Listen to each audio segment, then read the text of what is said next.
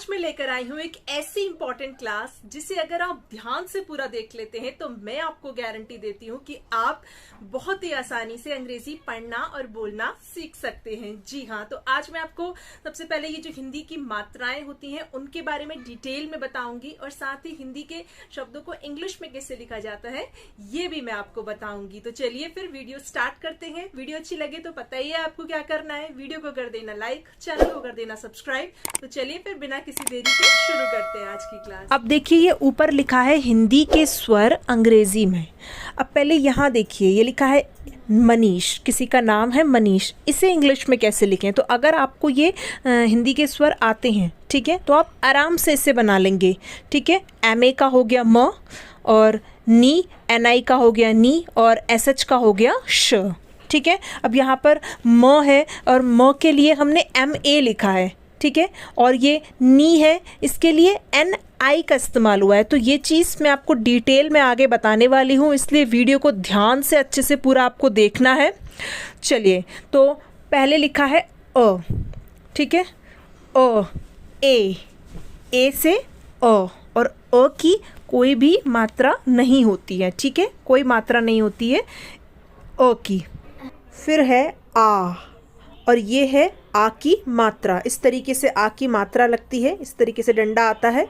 और आ के लिए डबल ए का इस्तेमाल भी होता है और सिंगल ए का इस्तेमाल भी होता है। अब कहाँ पर डबल ए का इस्तेमाल होता है और कहाँ पर सिंगल ए आता है, तो ये चीज़ आगे मैं आपको डिटेल में अभी बताऊंगी, तो ध्यान से वीडियो को देखते रहना। फिर है ई, इसे हम छोटी ई भी कहते हैं। ठीक है, और छोटी ई की मात्रा इस तरीके से लगती है, किसी भी अक्षर के पीछे से लगाई जाती है छोटी ई की मात्रा। ठीक है, और छोटी ई को इंग्लिश में आई लिखते हैं। क्या लिखते हैं? आई। फिर है ई, इसे हम बड़ी ई भी कहते हैं, और बड़ी ई की मात्रा इस तरीके से किसी भी अक्षर के आगे से लगती है, और बड़ी ई को इंग्लिश में डबल ई लिखते हैं, और कहीं कहीं पर हम आई भी लिखते हैं। अब कहाँ पर डबल ई लिखते हैं और कहाँ पर आई लिखते हैं, ये चीज़ आगे आपको बताई जाएगी। ठीक है, फिर है ऊ, इसे हम छोटा ऊ भी कहते हैं। ठीक है, छोटे ऊ की मात्रा इस तरीके से किसी भी अक्षर के नीचे से लगाई जाती है, और छोटे ऊ को इंग्लिश में यू लिखते हैं। ठीक है, क्या लिखते हैं? यू। फिर है ऊ, इसे हम बड़ा ऊ भी कहते हैं। बड़े ऊ की मात्रा भी किसी भी अक्षर के इस तरीके से नीचे से लगती है, और बड़े ऊ को इंग्लिश में डबल ओ लिखते हैं। क्या लिखते हैं? Double O. फिर है ए, इसे हम क्या पढ़ते हैं? ए पढ़ते हैं, और ए की मात्रा इस तरीके से लगती है, किसी भी अक्षर के ऊपर से लगती है, और ए को इंग्लिश में ई लिखते हैं। ए, ई। आई, आई की मात्रा इस तरीके से किसी भी अक्षर के ऊपर से लगती है, और आई को इंग्लिश में ए, आई लिखते हैं। आई, ए, आई। फिर है ओ, ओ की मात्रा इस तरीके से किसी भी अक्षर के आगे से लगती है, और ओ को इंग्लिश में ओ लिखते हैं। ओ, ओ।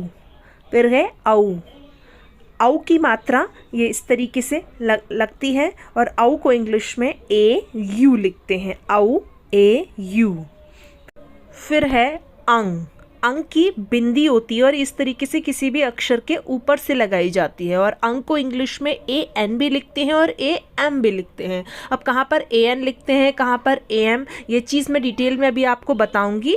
फिलहाल के लिए आप इतना समझिए कि अंग को AN भी लिखते हैं और AM भी लिखा जाता है। फिर है अह की मात्रा भी इस तरीके से किसी भी अक्षर के आगे से लगती है, और अह को इंग्लिश में AH लिखते हैं। क्या लिखते हैं? AH। तो ये थे हमारे हिंदी के स्वर, जिन्हें हमने इंग्लिश में कैसे लिखते हैं ये जाना। और अब देखते हैं कि इन मात्राओं की मदद से हम हिंदी के नामों को इंग्लिश में कैसे लिखते हैं। तो मान लीजिए कि एक नाम है नमन, तो इसे हमें इंग्लिश में लिखना है। ठीक है, अब नो को इंग्लिश में एन लिखते हैं। ठीक है, अब न पे कोई मात्रा नहीं है। ठीक है, न पे कोई मात्रा नहीं है, लेकिन न पे अ की ध्वनि आ रही है, नो।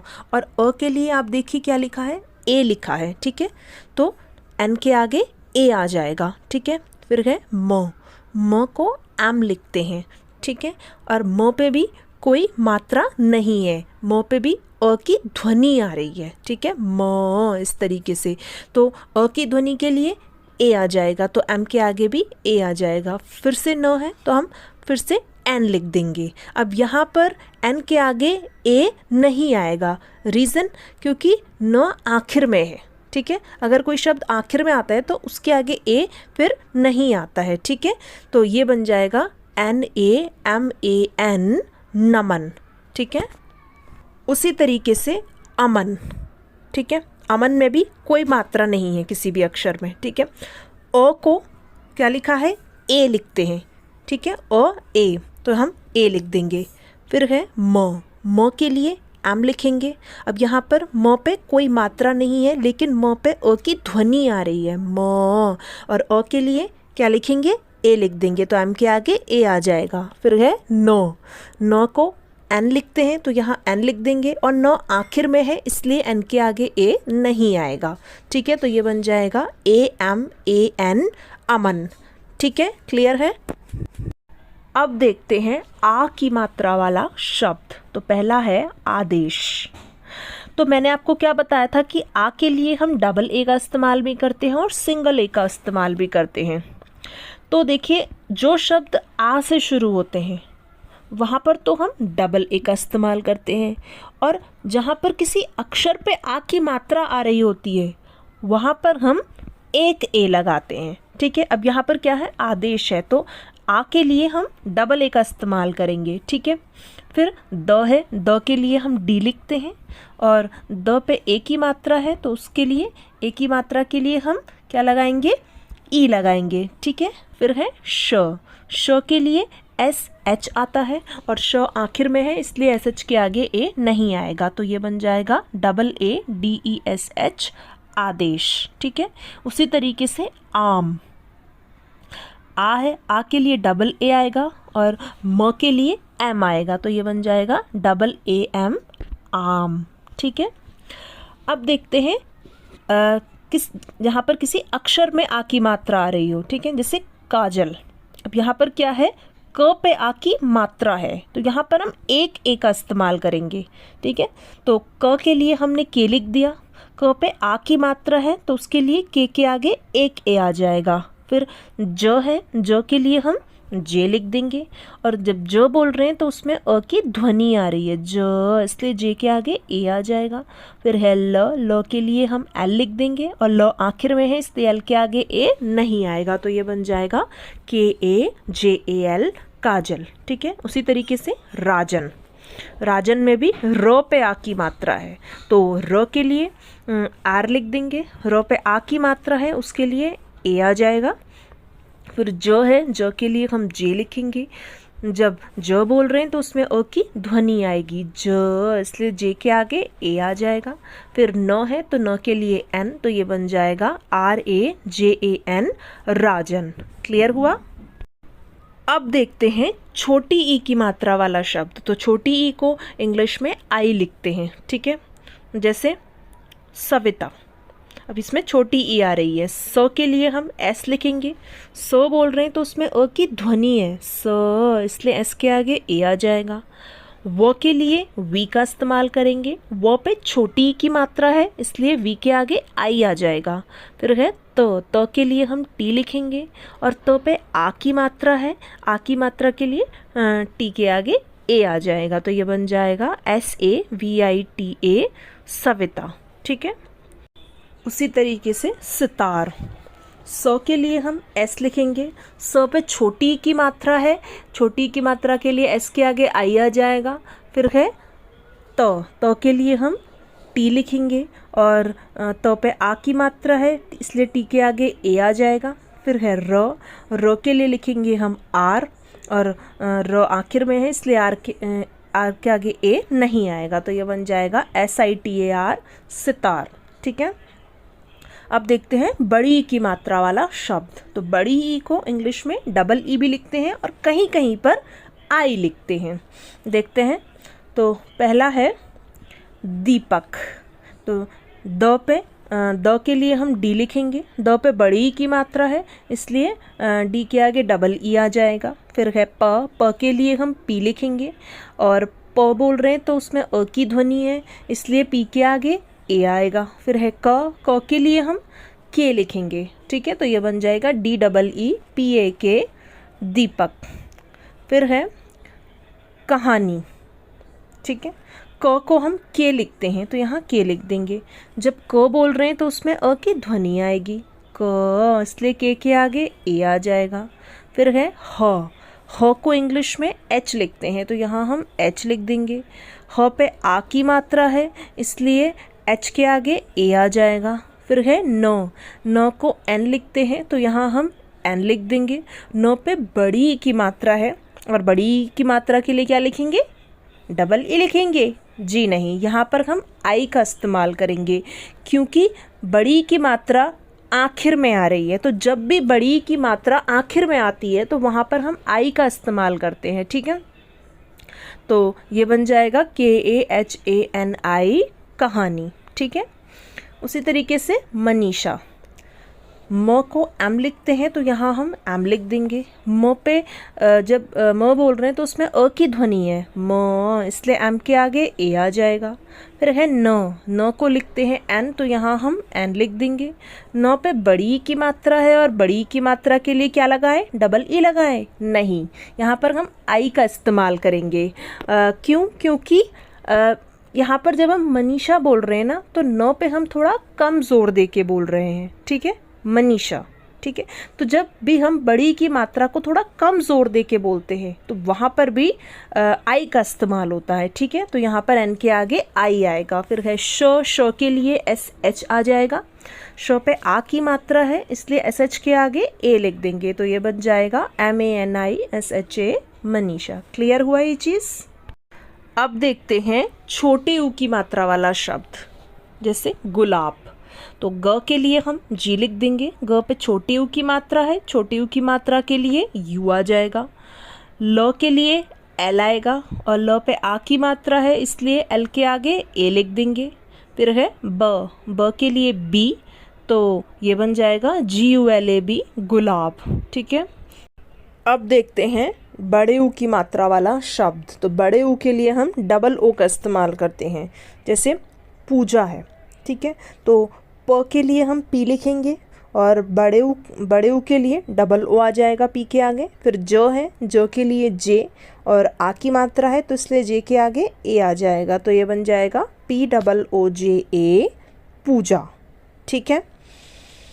अब देखते हैं ए की मात्रा वाला शब्द। तो ए के लिए ई लिखते हैं, जैसे नरेश। नो को एन लिखेंगे, ठीक है। नो जब बोल रहे हैं तो उसमें अ की ध्वनि आएगी तो इसलिए एन के आगे ए आ जाएगा। फिर र है, र के लिए हम आर लिखते हैं, ठीक है। और र पे ए की मात्रा है, ए की मात्रा के लिए क्या लिखेंगे, ई लिखेंगे तो आर के आगे ई आ गया। फिर श है तो श के लिए SH आ जाएगा तो ये बन जाएगा NARESH नरेश, ठीक है। देखते हैं आई की मात्रा वाला शब्द। तो आई की मात्रा के लिए हम AI लिखते हैं, IAI, जैसे कैलाश, ठीक है। क के लिए के आ गया, क पे आई की मात्रा है तो आई की मात्रा के लिए AI लिख देंगे। फिर ल है, ल के लिए L लिखेंगे।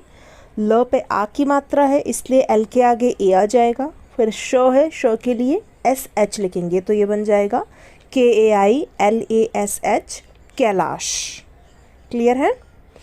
अब देखते हैं ओ की मात्रा वाला शब्द।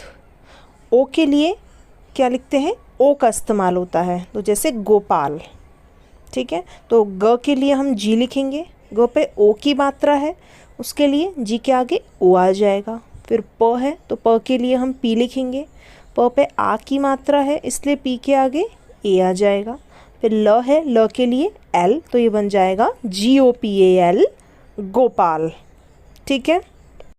अब देखते हैं औ की मात्रा वाला शब्द। तो औ के लिए हम AU लिखते हैं, ठीक है, जैसे सौरभ। स को S लिखते हैं तो यहाँ हम S लिख देंगे। औ की मात्रा के लिए AU आ जाएगा इसके आगे। फिर र है, र के लिए हम आर लिखते हैं। जब र बोल रहे हैं तो उसमें अ की ध्वनि आएगी र, इसलिए आर के आगे ए आ जाएगा। फिर भ है, भ के लिए हम बी एच लिखेंगे तो ये बन जाएगा SAURABH सौरभ। क्लियर है।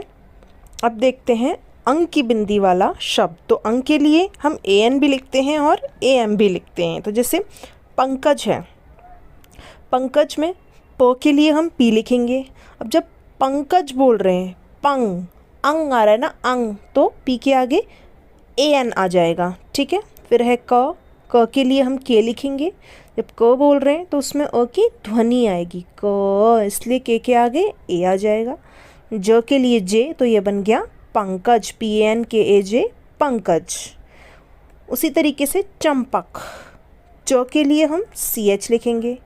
जब चंपक बोल रहे हैं, च पे अंक की बिंदी है ना, तो चंपक बोल रहे हैं तो हम चम बोल रहे हैं, तो इसलिए CH के आगे AM आएगा, चम। ठीक है। फिर है प के लिए पी। जब प बोल रहे हैं तो उसमें अ की ध्वनि है प, इसलिए पी के आगे ए आ जाएगा। और क के लिए के, तो ये बन गया CHAMPAK चंपक। ठीक है। अब देखते हैं अह की मात्रा वाला शब्द। तो अह के लिए AH आता है, जैसे नमः। तो न के लिए हम एन लिखेंगे। जब न बोल रहे हैं तो उसमें अ की ध्वनि आएगी न, इसलिए एन के आगे ए आ जाएगा। फिर म है, म के लिए एम आएगा। फिर ये अह है, तो अह के लिए AH आ जाएगा, तो ये बन जाएगा NAMAH नमः। ठीक है। उसी तरीके से पुनः, प के लिए हम पी लिख देंगे। प पे छोटी यू की मात्रा है, इसलिए उसके लिए क्या आएगा, यू आ जाएगा। फिर न है, तो न के लिए एन आएगा और अह के लिए AH आ जाएगा एन के आगे, तो ये बन जाएगा PUNAH पुनः। क्लियर है।